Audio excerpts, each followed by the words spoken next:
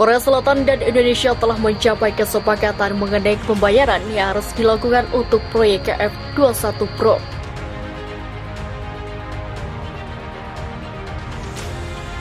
Indonesia bayar KF-21 Brom dengan barang. Media Korsel sebut pejabat negaranya telah membual sana-sini. Sempat mengalami pasang surut mengenai pembayaran. Proyek pengembangan KF-21 Brom mengenai biaya sebesar 8,8 triliun won sejak tahun 2015. Sementara Indonesia sebagian menginvestasikan dana sebesar 1,7 triliun won atau 20% dari seluruh biaya proyek. Dengan biaya yang dibayar tersebut, Indonesia akan mendapatkan 1 unit pesawat KF-21 Brom dan transfer teknologi untuk dapat memproduksi 48 unit pesawat tempur generasi berikutnya di dalam negeri. Namun Indonesia hampir tidak membayar kontribusinya untuk proyek tersebut pada semester kedua. Ketika Presiden Jokowi dalam kunjungannya ke Seoul lalu sempat meminta perundungan kembali. Menurut Badan Administrasi Program Akuisisi Pertahanan atau DAPA, pada hari Senin biaya proyek dipangkas dari 8,6 triliun won ke 8,1 triliun won. Jakarta yang berjanji menanggung 20% dari total biaya dengan imbalan mendapatkan sebuah portip dan transfer informasi teknis dan produksi. 48 unit pesawat harus menanggung 1,6 triliun won, berkurang dari sebelumnya 1,7 triliun won. Seorang pejabat pemerintah dari badan tersebut mengatakan bahwa kedua pihak baru-baru ini merevisi perjanjian untuk mencerminkan keterlambatan klarifikasi Seoul tersebut, yang menjauhkan pesawat jet tempur dari pajak pertambahan nilai. Pada Rabu, Kepala Defense Acquisition Program Administration atau DAPA Korea Selatan, Kang Eun-ho yang bertanggung jawab atas segala proyek jet tempur KF-21 Brom, mengadakan pertemuan dengan para pejabat Indonesia. Dalam pertemuan tersebut disepakati bagaimana Indonesia nantinya akan membayar tunggangan biaya proyek jet tempur KF-21 Brom ke Korea Selatan. Korea Selatan dan Indonesia mencapai kesepakatan pada hari Rabu tentang pembayaran yang harus dilakukan Indonesia untuk proyek jet tempur bersama mereka. Dikutip zona Jakarta.com dari Korea Hal pada Kamis. Dalam pertemuan itu terungkap bahwa Indonesia akan melakukan pembayaran dengan cara mencicil. Uniknya, selama skema imbalan dagang kembali digunakan Indonesia untuk membayar tunggakan KF-21 Brom, Indonesia akan membayar menggunakan komoditas seperti minyak sawit atau CPO, karet mentah hingga hasil bumi lainnya. Indonesia akan melakukan pembayaran selama 5 tahun ke depan hingga 2026.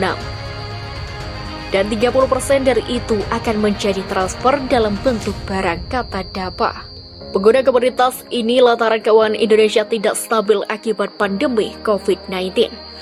Dilansir zona Jakarta.com dari Hawkerud, menurut pejabat DAPA, opsi pembayaran untuk Indonesia beragam, termasuk perlengkapan militer, produk biasa, sumber daya bawah tanah, dan lain-lain. Pejabat itu menambahkan bahwa rincian mengenai jenis dan jumlah spesifik barang akan dibahas di kemudian hari.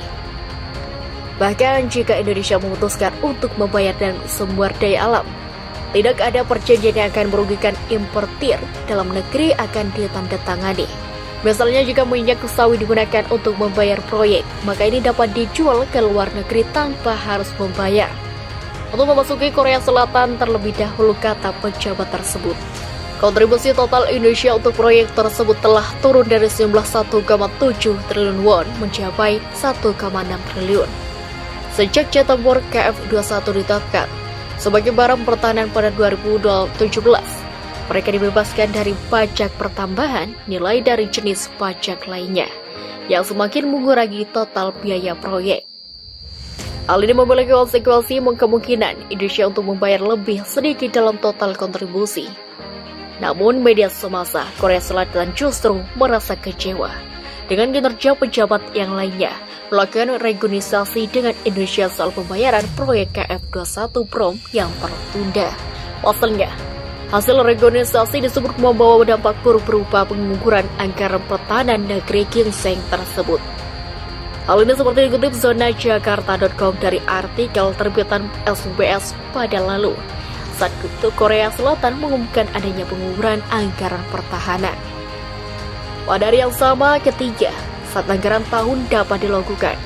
DAPA mengeluarkan materi posisi berjudul terkait hasil kajian Majelis Nasional Anggaran Peningkatan Kemampuan Pertahanan 2022.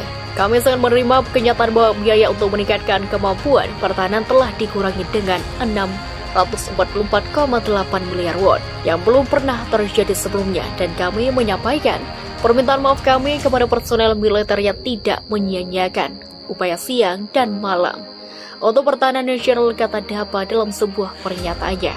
Itu ditafsirkan sebagai pernyataan refleksi oleh DAPA untuk pengurangan terbesar dalam biaya peningkatan kemampuan pertahanan dalam sejarah, tulis SBS dalam artikelnya.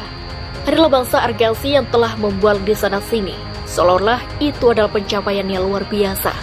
Setelah mendatanginya kontra pro modern untuk menerima sebagian besar kontribusi pengembangan bersama KF21 dan Indonesia dengan barang-barang lokal. Jadi permintaan maaf atas pemotongan anggaran DAPA ini sepertinya tidak berbeda dengan air mata buaya yang ditemukan para politisi di depan kamera, tulis SBS dalam artikelnya. Banyak pihak menuding jika pemotongan anggaran pertahanan Korea Selatan untuk tahun 2022 disebabkan karena DAPA bersedia menerima pembayaran KF21 Brom Indonesia dalam bentuk barang atau